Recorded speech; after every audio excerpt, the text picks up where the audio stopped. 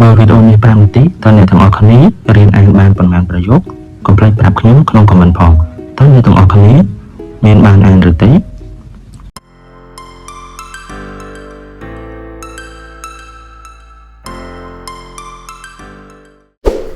Hello 大家好សូមស្វាគមន៍មកកាន់ Channel Tech Original ថ្ងៃនេះយើងនឹងរៀនអំពីប្រយោគដែលអ្នកទាំងអស់គ្នាត្រូវនិយាយជាភាសាចិនហើយខ្ញុំសង្ឃឹមថាអ្នកទាំងអស់គ្នានឹងហ្វឹកហាត់អានជាមួយនឹងខ្ញុំទាំងអស់គ្នា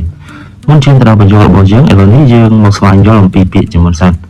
ដើម្បីឲ្យងាយយល់អាននិងបកប្រែជាប្រយោគអញ្ចឹងកុំឲ្យខាតពេលយូរតោះចាប់ផ្ដើមទាំងអស់គ្នាអញ្ចឹងគឺពាក្យទី1របស់យើងគឺពាក្យជាឡាយបាទជាឡាយមានន័យថាកាន់តែ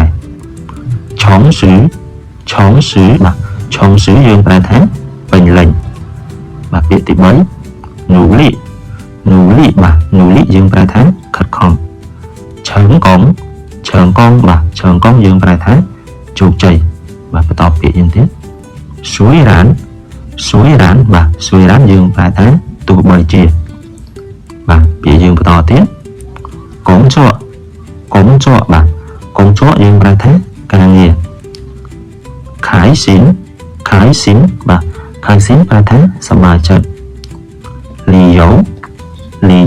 បាទលីយ៉ូប្រែថាទេសចរពូជីនបាទពូជីនយើងប្រែថាមិនត្រឹមតែបាទអញ្ចឹងឥឡូវនេះគឺពាក្យរបស់យើងគឺយើងបានស្វែងយល់ទាំងអស់គ្នាហើយ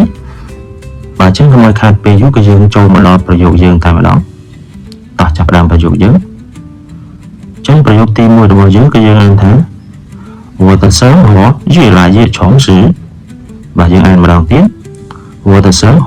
越来越充实បាទយើងប្រែថាជីវិតរបស់ខ្ញុំកាន់តែពេញលេញបាទអញ្ចឹងយើងមើលពាក្យ我的生活បាទ我的生活មានន័យថាជីវិតរបស់ខ្ញុំ越来越បាទ越来越ប្រែថាកាន់តែ充实បាទឆុងស៊ឺយើងប្រែថាពេញលេញអញ្ចឹងយើងអានប្រយោគយើងម្ដងទៀត我的生活越来越充实បាទយើងប្រែថាជីវិតរបស់ខ្ញុំកាន់តែពេញលេញបាទអញ្ចឹងយើងចូលប្រយោគទី2របស់យើងតោះចាប់ផ្ដើម只要努力就一定会成功បាទយើងអានម្ដងទៀត只要努力就一定会成功បាទយើងប្រែថាដរាបណាខិតខំនឹងទទួលបានជោគជ័យបាទ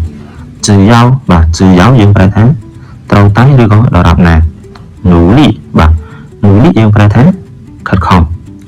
就一定会បាទ就一定会មានថានឹងទទួលបាន成功បាទ成功យើងប្រែថាជោគជ័យអញ្ចឹងសរុបប្រយោគយើងអានម្ដងទៀត只要努力就一定会成功បាទយើងប្រែថាដរាបណាខិតខំនឹងទទួលបានជោគជ័យបាទអញ្ចឹងតោះយើងចូលប្រយោគយើងបន្តទៀត虽然工作很忙但是我很开心យើងអានម្ដងទៀត虽然工作很忙但是我很开心បាទយើងប្រែថា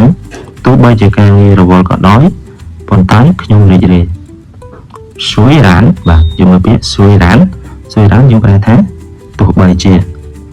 工作很忙បាទ工作很忙មានថារវល់ការងារ但是បាទ但是យើងប្រែថាប៉ុន្តែ我很开心មានន័យថាខ្ញុំរីករាយណាស់ជាយើងអានប្រយោគយើងម្ដងទៀត虽然工作很忙但是我很开心បាទប្រែថាទោះបីការងាររវល់ក៏ដោយប៉ុន្តែខ្ញុំរីករាយបាទយើងមើលប្រយោគយើងមួយទៀត如果有时间我想去中国旅游យើងអានម្ដងទៀត如果有时间我想去中国旅游បើមានពេលខ្ញុំចង់ទៅទេសចរនៅប្រទេសចិនបើចឹងយើងមើលពាក្យយើង如果បាទ如果យើងប្រែថាប្រសិនបើ有时间បាទ有时间មានពេលវេលា我想去បាទ我想去មានថាខ្ញុំចង់ទៅ中国បាទ中国ប្រែថាប្រទេសចិន理由បាទ理由ទេសចរអញ្ចឹងសរុបប្រយោគយើងតោះយើងអាន如果有时间我想去中国旅游បើ ប្រសិនបើមានពេលខ្ញុំចង់ទៅទេសចរនៅប្រទេសចិនបាទអញ្ចឹងយើងមើលប្រយោគយើងមួយទៀតជាប្រយោគចុងក្រោយតោះយើងចាប់ផ្ដើមថា不仅会说中文还会说英语បាទយើងអានម្ដងទៀតថា不仅会说中文还说英语បាទយើងប្រែថាគាត់មិនត្រឹមតែអាចនិយាយភាសាចិនទេថែមទាំងអាចនិយាយភាសាអង់គ្លេសទៀតផងចឹងយើងមើលពាក្យរបស់យើងថា不仅会说中文បាទចឹងត្រង់ឃ្លានេះយើងប្រើថាគាត់មិនត្រឹមតែអាចនិយាយភាសាចិនទេ还会说英语បាទ还会说英语មានថាថែមទាំងអាចនិយាយភាសាអង់គ្លេសអញ្ចឹងយើងសរុបប្រយោគយើងទៅបាទតោះយើងចាប់ផ្ដើមអានម្ដងទៀតថា不仅会说中文还会说英语